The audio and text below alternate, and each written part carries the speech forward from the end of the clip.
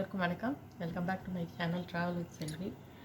இப்போ சிம்பிளாக ஒரு ஸ்வீட்டு செய்கிறதுக்கு தான் பார்க்க போகிறோம். கோகனட் ரவா உருண்டை. அதுக்கு தேவையானது பார்க்கலாம். ரவை வந்து இதால் ஒரு 4 கப்பு போடலான்னு நினச்சிட்ருக்கேன். 4 போட்டோம்னா 4 அழகு போட்டோம்னா ஈக்குவலாக இதுக்கு எவ்வளோ போடுறோமோ அதே அளவு சுகர். இது வந்து இங்கே ரா சுகர்னு இருக்கும். இந்த சுகர் நம்ம வந்து ஒயிட் சுகர் கூட நம்ம போட்டுக்கலாம். கேஷ்யூ, ஏலக்காய், கொஞ்சம் நெய், துருவுன தேங்காய். நம்ம அங்கேயே இருந்துச்சுன்னா நம்ம அந்த ப்ரௌன் கலராக வரும் இல்லைங்களா பின்னாடி, அது இல்லாமல் கொஞ்சம் முத்தல் தேங்காயாக துருவி எடுத்துக்கலாம். நம்ம இந்தியாவில் இருக்கிறதாட்ட இங்கே இப்படி துருவுனதே இருக்கும். இதை எடுத்துக்கிட்டால் போதும். கூட வந்து கொஞ்சம் மில்க்கு. நம்ம வந்து ஃபுல்லாமே நெய்யாலேயே செய்கிறதுனாலும் நெய் நிறையா இருந்துச்சுன்னா நெய்யை சூடு பண்ணி இது ரெண்டையும் நம்ம லேசாக வறுத்து பொடி பண்ணிவிட்டு நம்ம நெய்யை ஊற்றியே உருண்டை பிடிச்சி வைக்கலாம். அப்படி வச்சோன்னா மாதக்கணக்காக வச்சா கூட நல்லாயிருக்கும். ஒரு 15-20 நாளைக்கு மேலே கூட நல்லாவே இருக்கும். ஒரு மாதமே வச்சுருந்தாலும் நல்லாயிருக்கும். ஆனால் கொஞ்சம் பால் ஊற்றி செஞ்சோம்னா சீக்கிரமாக கெட்டுடும். ஒரு 4 நாள் 5 நாளுக்குள்ளே கொஞ்சம் வந்து நம்ம காலி பண்ணுற மாதிரி இருக்கும். பட் இங்கே வந்து ரொம்ப நாளைக்கு இருக்கும், கெடாது. ஃப்ரிட்ஜில் வச்சுக்கிட்டோம்னா நல்லாவே இருக்கும், ஒன்றுமே ஆகாது. அந்த மாதிரி வச்சுக்கலாம். நம்ம வாங்க எப்படி பண்ணுறதுன்னு பார்ப்போம். முதல்ல இதால் ஒரு 4 அழகு ரவை வறுக்கணும். ரவையை வறுத்துட்டு மிக்சியில் வந்து கொஞ்சம் பொடிச்சிக்கலான்னு இருக்கேன். இது ஏற்கனவே நைஸாக தான் இருக்குது, இருந்தாலும் கொஞ்சம் பொடிச்சிக்கிட்டோம்னா இன்னும் கொஞ்சம் நல்லாயிருக்கும். அதே மாதிரி சுகரையும் கொஞ்சம் பொடிக்கணும். அது ரெண்டையும் பொடிக்கிறதுக்கு முன்னாடி கொஞ்சம் நெய் விட்டு முதல்ல முந்திரி வறுத்துக்கிட்டு அதே நெய்யில் இதை வந்து ரவையை வறுத்துக்கலாம். முதல்ல முந்திரி வறுத்து எடுத்துக்குவோம். போட்டிருக்கேன்.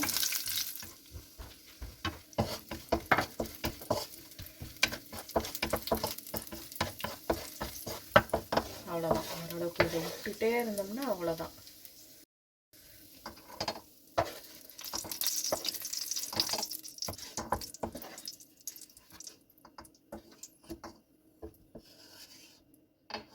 இப்போ இதிலே ரவை போட்டுக்கலாம். ரவையும் வறுத்து எடுத்துட்டு அதுக்கப்புறம் தேங்காயும் கொஞ்சம் லைட்டாக வறுத்துக்கலாம்.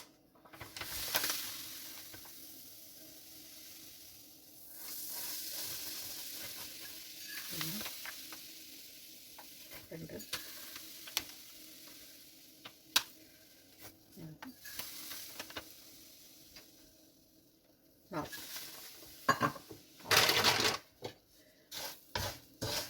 நல்ல செவக்க வறுக்கணும். ரவை நல்ல வாசம் வர செவக்க வறுக்கணும்.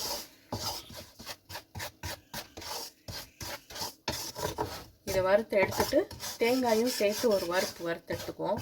எல்லாத்தையுமே மிக்சியில் வந்து கொஞ்சம் நல்லா ஒரு மாதிரி பொடிச்சிட்டு நெய் இருந்துச்சுன்னு வைங்களேன், ஃபுல்லாக நெய்யே ஊற்றி சூடு பண்ணி சுட நெய்யை ஊற்றி பிடிக்கணும். அப்போது அது நல்லாயிருக்கும். அந்த மாதிரி இருந்ததுன்னா கெடவும் கெடாது, டேஸ்டாகவும் இருக்கும். என்னது எப்படி பார்த்தாலும் நீங்கள் தேங்காய் போட்டிருக்கறனால ஒரு 10-20 நாளுக்குள்ளே நம்ம யூஸ் பண்ணுற மாதிரி இருக்கும். தேங்காயை வறுத்துட்டா கூட என்ன இருந்தாலும் ஒரு 20 நாளில் யூஸ் பண்ணுற மாதிரி இருக்கும். அவ்வளோ நாளைக்கெல்லாம் இருக்காதுல்ல, அது வேறு விஷயம். இது பால் சேர்த்துறதுனால கொஞ்சம் சீக்கிரம் காலி பண்ணணும். இங்கே கொஞ்சம் பட்டர் வாங்கிட்டு வந்து உருக்கி அந்த மாதிரி தான் நெய் பண்ண வேண்டியதாக இருக்குதுன்னு வச்சுக்கோங்களேன். நெய் ரொம்ப காஸ்ட்லியாக இருக்குது இந்தியன் ஸ்டோரில் வாங்கினோம்னா. பட்டர் வாங்கிட்டு வந்து உருக்குனாலும் பார்த்திங்கன்னா ஏற்கனவே அங்கே விட இங்கே வந்து பட்டரை உருக்குனா நெய் ரொம்ப கம்மியாக வர மாதிரி தெரியுது. எப்பயுமே பார்த்திங்கன்னா ஒரு 1/2 கிலோ வெண்ணெயை நம்ம வந்து உருக்கணும் அப்படின்னா கிட்டத்தட்ட ஒரு 300-350 நெய் வரணும். குறையும் தான், ஆனால் 300-350 வரணும். இங்கே வர்றதில்லை, அந்தளவுக்குலாம் வர்றதில்லை, பாதி தான் வருது. அந்த ஃபேட் கண்டென்ட்டை குறைக்கிறாங்களா அது என்னன்றதே தெரிய மாட்டேங்குது. அதனால் அந்த அளவுக்கு இல்லை, வரமாட்டேங்குதுன்னு வச்சுக்கோங்களேன்.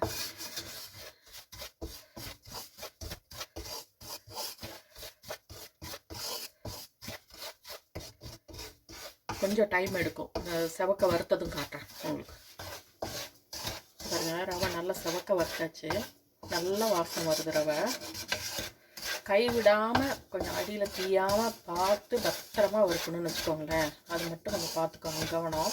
இன்னும் கொஞ்சம் நெய் வேணுனாலும் ஆட் பண்ணிக்கலாம். நான் மறுபடியும் கொஞ்சம் லைட்டாக சூடு பண்ணி சேர்த்துக்கலாம் அப்படின்னு நினச்சிக்கிட்டு நான் நெய் இப்போ வந்து கொஞ்சம் கம்மியாக தான் போட்டேன். அவ்வளோதான். எடுத்துகிட்டு தேங்காயை வறுத்துக்கலாம். தேங்காய் வறுக்கிறதுக்கு கொஞ்சம் லைட்டாக தேங்காய் நான் சேர்த்துக்குவேன்.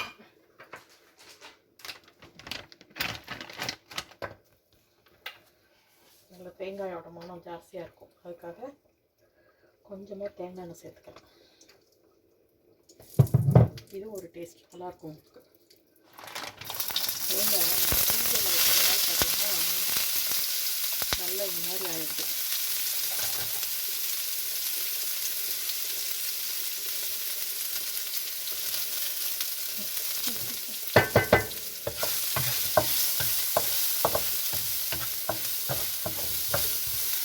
பார்த்தீங்கன்னா ஒன்று ரொம்ப எரியும், இல்லை லேட் ஆகும். இந்த மாதிரி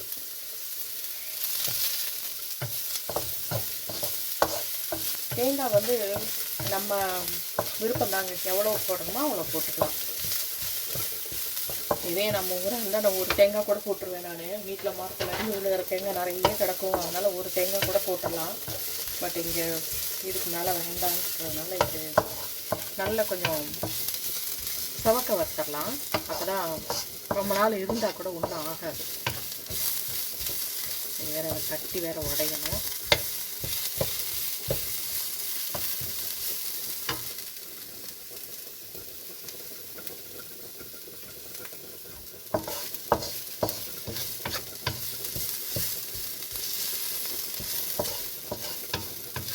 நம்ம இப்போ நிறுத்திட்டு அந்த சூடே போதும், அவ்வளோ சூடு வரும்.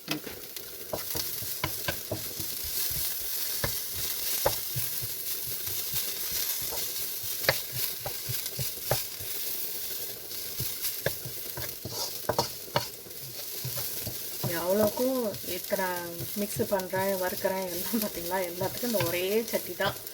இதையே கழுவி இதையே யூஸ் பண்ணிக்கிறேன் பார்த்துக்கோங்க. இது கொஞ்சம் நல்லா தாராளமாகவும் இருக்குது, கொஞ்சம் பிடிக்காமையும் இருக்குது, அடி பிடிக்காமையும் இருக்குது. அதனால் கொஞ்சம் இந்த சட்டி தான் எல்லாத்துக்கும் கன்வீனியண்ட்டாகவும் இருக்குதுன்னு வச்சுக்கோங்களேன்.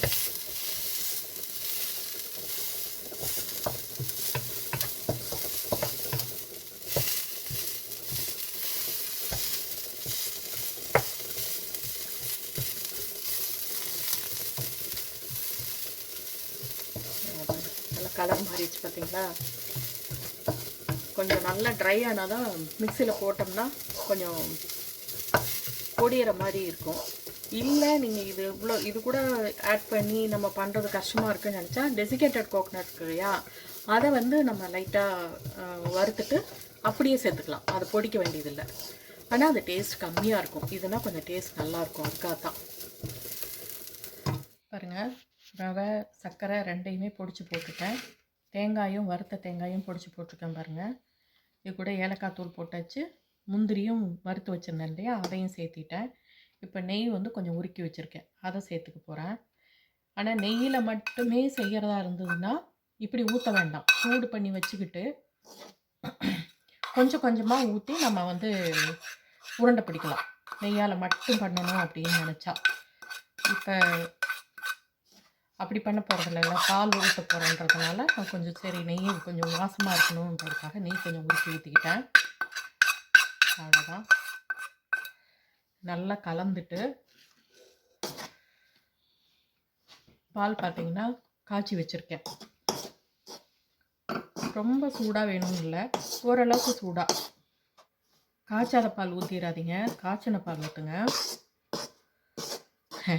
ஏன் சொல்கிறேன்னா இங்கெல்லாம் பார்த்தீங்கன்னா டபக்குன்னு தூக்கி காய்ச்சாத பாலை தான் ஊற்றிக்கிறாங்க. அப்படியே கேனில் இருக்கும், அப்படியே தூக்கி ஊற்றிடுறாங்க. நம்ம மாதிரி பாலை காய்ச்சி பொங்க விட்டு எடுத்து வச்சு அதுக்கப்புறம் திரும்ப காஃபி டீ போடுறது அந்த மாதிரிலாம் கிடையாது. அப்படியே எடுத்து ஊற்ற வேண்டியது, அவனுக்குள்ளே வைக்க வேண்டியது, சூடு பண்ண வேண்டியது, அதுக்குள்ளே தூளை போட்டுக்க வேண்டியது. அப்படி தான் காஃபியே. அப்படி நமக்கெல்லாம் கொஞ்சம் பால் வாசம் அடிக்கிற மாதிரி இருக்கும், அதெல்லாம் ஒத்து வர மாட்டேங்குது. நல்லா பெசரி விட்டுட்டு கையாலையும் கொஞ்சம் நல்லா எல்லாத்தையும் கலந்து வர மாதிரி கலந்து விட்டுறலாம். கலந்து விட்டுட்டு கொஞ்சம் கொஞ்சமாக எல்லாத்துக்கும் பாலை ஊற்றக்கூடாது. கொஞ்சம் கொஞ்சமாக தள்ளி கொஞ்சம் கொஞ்சமாக பால் விட்டு உருண்டை பிடிக்கணும். நான் உருண்டை பிடிக்கும்போது காட்டுறேன் எப்படின்ட்டு. கொஞ்சம் கொஞ்சம் கொஞ்சமாக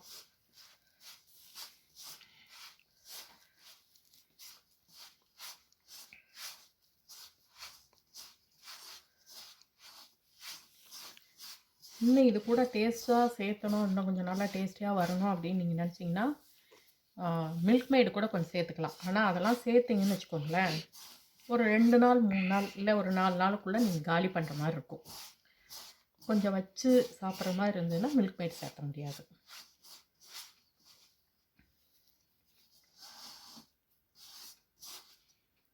அவ்வளோதான். இந்த மாதிரி இருக்கையிலேயே கொஞ்சம் நம்ம உருண்டை பிடிச்சி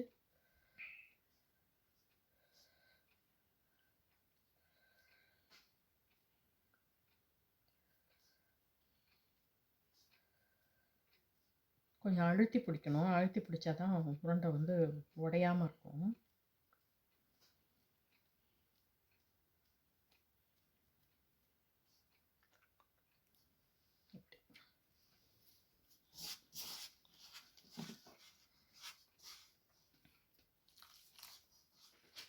அதாங்க நமக்கு பிடிச்சமான சைஸில் நம்ம சேர்த்து இது பண்ணிட்டோம்.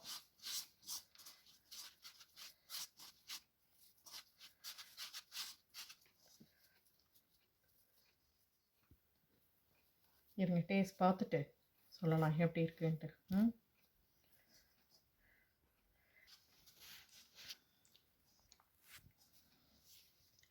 டேஸ்ட் பார்த்துட்டாங்க, ரொம்ப சூப்பராக இருக்குது அப்படின்னாங்க. இதே மாதிரியே எல்லா உருண்டையும் நம்ம ரெடி பண்ணி வச்சுக்கிட்டோம்னா ஒரு வாரம் 10 நாளைக்கு ஒன்றும் ஆகாது. ஃப்ரிட்ஜுக்குள்ளே வச்சுக்கிட்டிங்கன்னு வச்சுக்கோங்களேன், ஒரு 10-15 நாள் கூட வச்சுக்கலாம். ஒரு தடவை இது மாதிரி ட்ரை பண்ணி பாருங்கள். ரொம்ப சிம்பிள், ரொம்ப டேஸ்டியாக இருக்கும். ஒரு முக்கியமான விஷயம் என்னென்னா, அந்த முந்திரி போடுறீங்க பார்த்தீங்களா, அதை வந்து நல்லா பொடி பொடி பொடியாக கட் பண்ணி போட்டிங்கன்னா உங்களுக்கு அங்கங்கே சாப்பிடக்குள்ளே வாயில் நிறையா தட்டுப்படும். அது வந்து ரொம்ப டேஸ்ட்டாக இருக்கும். அந்த ரவை வறுத்த ரவைக்கும் அந்த முந்திரி இருக்கிறதுக்கும் அவ்வளோ டேஸ்ட்டாக இருக்கும். கொஞ்சம் நல்ல லைட்டாக ஒரு தேங்காய் மணத்தோடு நல்லாயிருக்கும் சாப்பிட்றதுக்கு. ட்ரை பண்ணி பாருங்கள். இந்த வீடியோ உங்களுக்கு பிடிச்சிருந்துச்சுன்னா லைக் பண்ணுங்கள், ஷேர் பண்ணுங்கள், கமெண்ட் பண்ணுங்கள். புதுசாக பார்க்குறீங்கன்னா சப்ஸ்கிரைப் பண்ணிக்கோங்க. தேங்க்ஸ் ஃபார் வாட்சிங். பாய்.